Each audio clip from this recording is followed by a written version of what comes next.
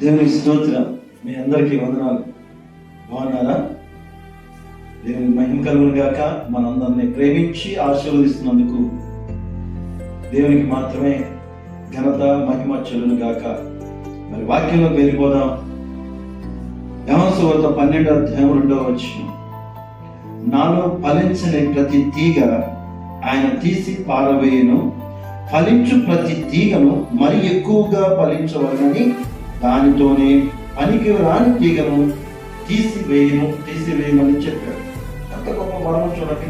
రెండు, పరలోకానికి నరకానికి, పరలోక రాజ్యానికి నరకానికి చూపిస్తున్న మార్గాలు, త్రాగుబోతుకి విశ్వాసకి చూపిస్తున్న మార్గాలు, పడిపోయిన వాడికి నిలబడిన వాడికి చూపిస్తున్న మార్గం.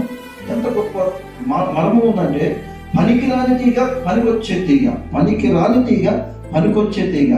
మనం ఏ తీగమై ఉన్నాం? పనికిరాని తీగ ఉన్నామా? పనికొచ్చే తీగగా ఉన్నామా? పనికొచ్చే తీగ అయితే దాన్ని అందరూ చూస్తారు, పనికిరాని తీగని అందరూ చూస్తారు.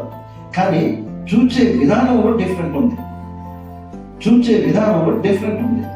నేను ఒకప్పుడు లోకాసనకు తిరుగుతున్నప్పుడు నన్ను ఎవరు చూడలేదు, కానీ ఒక్కరు మాత్రం చూశారండి. ఆయనే ప్రభువైన యేసుక్రీస్తు వారు. హల్లెలూయా. ఆయనే నన్ను పట్టుకున్నాడు.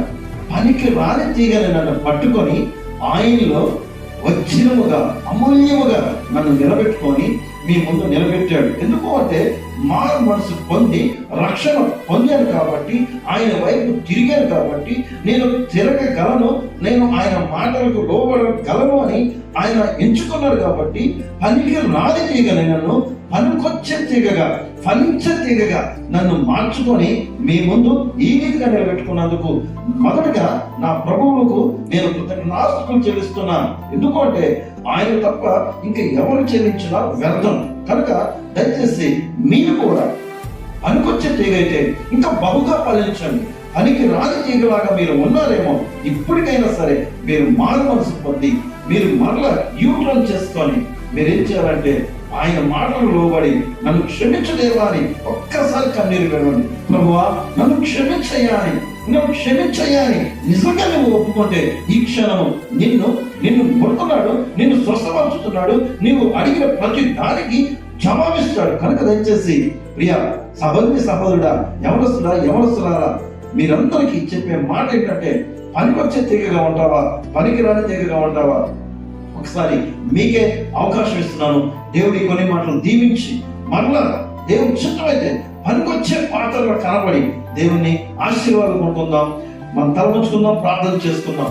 పరిశుద్ధ పరమగల తండ్రి, నీ ఘనమైన నామానికి వెలనైన స్తుతులు స్తోత్రాలు రాజా.